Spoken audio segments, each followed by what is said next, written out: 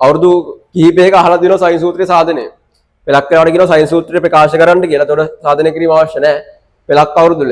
සමහර ඔය අතරමැද අහලා දිනන සයින් සූත්‍රයේ සාධනය කරන්න කියලා තියෙනවා. ගොඩක් ළමයින්ට සයින් සූත්‍රයේ සාධනය කරන්න බෑ. එක්ක පෙලක් ළමයි ඉන්නවා සයින් සූත්‍රයේ එක ත්‍රිකෝණයකට විතරක් සාධනය කරනවා. එහෙම බෑ.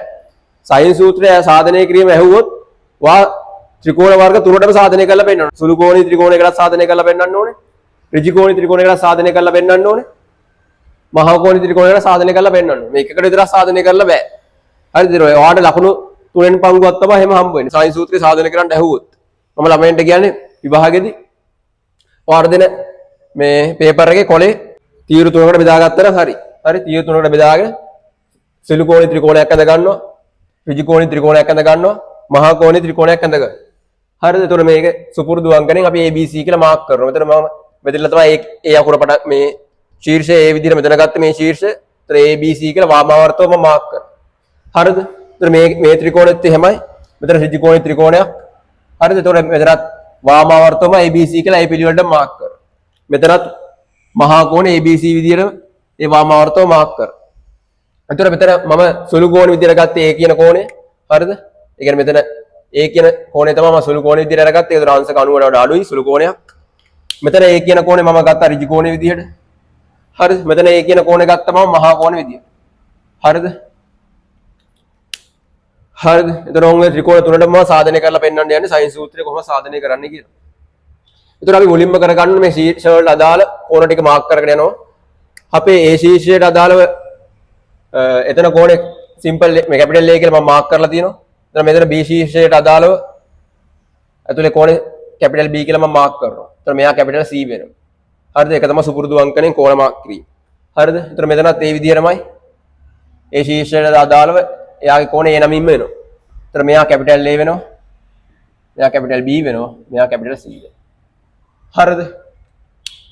එතකොට ආය අපි දන්නවා සුපුරුදු අංකණයෙන් ත්‍රිකෝණයක පාදවල දිගවල් නම් කරන්නේ කොහොමද කියලා. ඒ ශීර්ෂයේ කැපිටල් ඒ කෝණේ හෝ ශීර්ෂ කැපිටල් A නම් එයාට සම්මුඛ පාදේ එයාගේ සිම්පල් ඒ අකුරේ මාක් කරනවා. කියන්නේ සිම්පල් අක්ෂරයෙන් මාක් කරනවා නේ.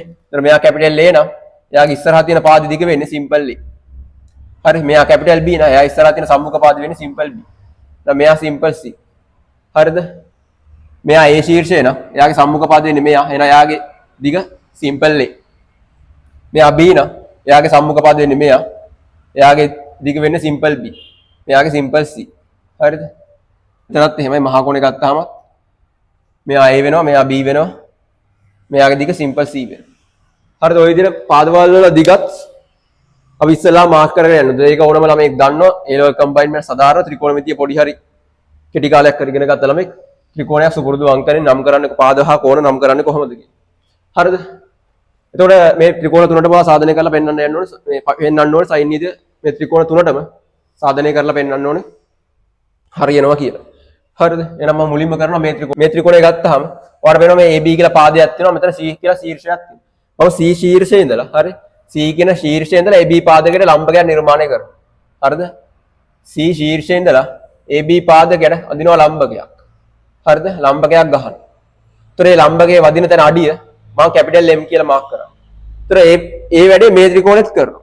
හරිද? මේ තියෙන AB පාදය, මේ තියෙන C ශීර්ෂය, C ශීර්ෂයේ ඉඳලා AB පාදයකට ලම්බකයක් ගන්නවා. දැන් මේ ආවා බලන්න මේ ත්‍රිකෝණෙදී ආය අමුතුවෙන් ලම්බකයක් ගහන්න දෙයක් නැහැ. දැන් මෙතන කෙලින්ම ලම්බකේ වැදිලා තියෙනවා. මේ C කේන්දරය ඇඳපු රේඛාව කෙලින්ම AB පාදයට ලම්බක වෙලා තියෙනවා. එහෙනම් මේ ඒව තමයි කැපිටල් M කියන්නේ නේ. ඒ ශීර්ෂයටම අපිට කැපිටල් M කියලා කියන්න පුළුවන්. ඒතර මෙතන තියෙන AB පාදයේ මහා කෝණී ත්‍රිකෝණේ AB පාදයේ මේ තියෙන C ශීර්ෂය C කේන්දර ගහනවා AB පාදයකට ලම්බකයක්. ඒතර මෙහෙන් තමයි අපිට මේ ලම්බකේ අඳින්න වෙන්නේ. මෙන්න මෙතන. හරි ලම්බකේ වදින්නේ මෙතනනේ අංශක 90ක් වෙන්නේ. මෙතන තමයි එහෙනම් කැපිටල් M කියන්නේ වෙන්නේ මෙතන. හරි එතන කැපිටල් M. එතන ඔය වැඩේ ත්‍රිකෝණ තුනටම අපි කරන්නේ. හරිද? මතක තියාගන්න දෙයක් නැහැ. මොකද කරේ? ත්‍රිකෝණ තුන ඇඳා සුපුරුදු අංකනේ පාදහක් ශීර්ෂ මාක් කරා. C ශීර්ෂයේ ඉඳලා AB පාදකට ලම්බක ඇඳ. තුනේම කරේ ඔක්. හරි. මම කරන්නේ මේ ලම්බකයට මේ ලම්බකයේ දිගට හරිද? මේ CM කියන ලම්බකයේ දිගට හරිද? ප්‍රකාශන දෙකක් ලියනවා. හරි? CM කියන දිගට ප්‍රකාශන දෙකක් ලියනවා. ඒතර CM කියන දිගට මට ලියන්න පුළුවන්. අපි දන්නවා CM කියන දිගට ලියන්න පුළුවන්. මේ පැත්තෙන් ගත්තාම මේ කර්ණය මෙතන තියෙන ඍජුකෝණ ත්‍රිකෝණය. මේ තියෙන කර්ණය එතකොට. මේ තියෙන්නේ කර්ණය. මේ තියෙන කර්ණය ලියන්න පුළුවන්. කර්ණය ඇසුරෙන් අපිට ලියන්න පුළුවන් සම්මුඛ පාදයේ දිග. හරිද? මොකද්ද?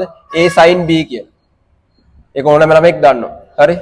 කර්ණය වතාවක් සම්මුඛ කෝණේ sin නගේ. හරි? ඒ පාදයේ සම්මුඛ කෝණේ sin නගේ. ඒතර මේ පැත්තෙනුත් ඒක ලියන්න පුළුවන්ද? මෙතනත් තියෙන ඍජුකෝණ ත්‍රිකෝණයක් නේ. එහෙනම් ඒ වැඩේම මේ පැත්තෙනුත් කරන්න පුළුවන්. එහෙනම් CM ට ආයතමක් ලියන්න පුළුවන්.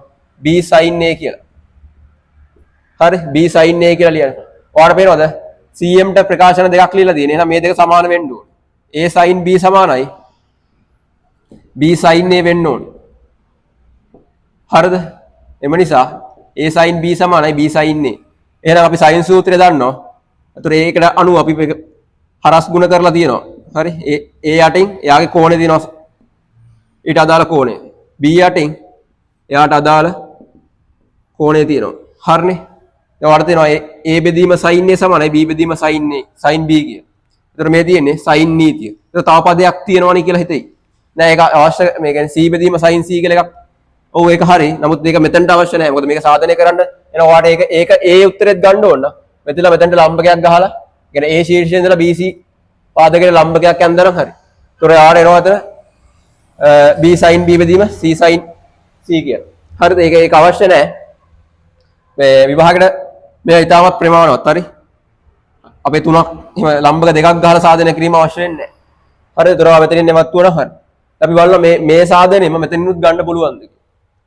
දැන් අපි මෙතනත් කරන්නේ CM ශීර්ෂ මේ පාදයට ප්‍රකාශන දෙකක් ලියනවා. අර ඇඳපු ලම්බකයේ දිගට ප්‍රකාශන දෙකක් ලියනවා. ඒතර CM කියන්නේ මේ දිගනේ. ඔයාලට පේනවද? එහෙනම් මෙතන තියෙනවා ඍජුකෝණී ත්‍රිකෝණයක්. ඍජුකෝණී ත්‍රිකෝණයක් තියෙනවා. එහෙනම් අර කලින් මේත්‍ර කරා වගේම ලියන මේ තියෙන කර්ණය එතකොට කර්ණයේ වතාවක් කෝණේ sin නගේ සම්මුඛ කෝණේ sin නගේ. එහෙනම් A sin B. හරි? කර්ණයේ වතාවක් කෝණේ sin නගේ. තව නමක් ලියන්න ඕනේ. දැන් මේ පැත්තෙන් එහෙම නමක් ලියන්න බෑනේ මේකේ වගේ. හැබැයි ඔයාලට පේනවා CM දිග B නේද?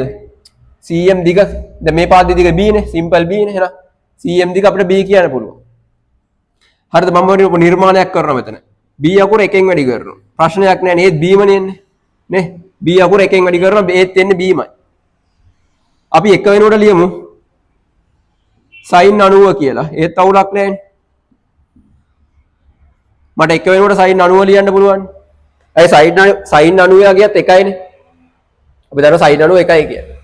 ඒතකොට මේ B අකුර එකෙන් වැඩි කරා කියලා වෙනසකුත් නැහැ. B අකුර sin 90 වැඩි කරා කියලා ඒ එන්නේ ඔක්කොම උත්තර B ම තමයි. දැන් අපි බලනවා මේ මෙතන A කියන කෝණේ කීයද අංශක? A කියන කෝණේ අංශක 90යි නේද? එහෙනම් මට මේ B වැඩි කිරීම sin 90 කියන එකට 90 කියන තැනට මට කැපිටල් A දාන්න පුළුවන්. මොකද A කියන කෝණේ අගය දැන් 90 වෙලා තියෙන්නේ. හරි A කියන කෝණේ අගය මේ ඒ 90ට සමානයි. එහෙනම් අපිට මේ දෙක සමාන කරන්න පුළුවන්. A sin B සමානයි B sin A කියලා ගන්න පුළුවන්. හරිද? එම නිසා A sin B සමානයි B sin A. එහෙනම් මේකෙත් අර වගේම පාදයේ යටින් එයාට අදාළ කෝණය තියෙනවා. හරි? හරස් ගුණ කිරීම තියෙනවා. හරි මේකෙත් ඒතකොට අරක සාධනය කිරීම අවශ්‍ය නැහැ. තුන්වෙනි පදේ සාධනය කිරීම අවශ්‍ය වෙන්නේ නැහැ. මෙතෙන්ටත් යනවා. මෙතනත් කරන්නේ අර ලම්බකයේ දිගට ප්‍රකාශන දෙකක් ලියනවා. අර වැඩේම තමයි කරන්නේ. ඒතර ඔයාලා බලනවා මෙතනින් ඍජුකෝණී ත්‍රිකෝණයක් නිර්මාණය වෙනවා. මේ තියෙන කර්ණය, මේ තියෙන කෝණය. හරි සම්මුඛ කෝණය. එහෙනම් කර්ණය වතාවක් සම්මුඛ කෝණේ sin නගේ. A sin B. ආයෙ ඔයාලට දැන් මෙතන ඍජුකෝණී ත්‍රිකෝණයක් පේනවා. මේ පොඩි ත්‍රිකෝණයක්. ඒතර කර්ණය වෙන්නේ යාගේ දිග සිම්පල් B. මෙතන කෝණය අපට අවශ්‍ය වෙනවා දැන්. මෙයා A නම් මෙයා 180 ඍණ A. ඒ කියන්නේ phi ඍණ A. phi කියන්නේ 180යි. මෙයා A නම් ඉතුරු කෝණය වෙන්නේ phi ඍණ A. හරිනේ? එහෙනම් CM දිග මට ලියන්න පුළුවන්. මේ තියෙන කර්ණය, මේ තියෙන කෝණය. කර්ණය වතාවක් කෝණේ sin නගේ phi ඍණ A.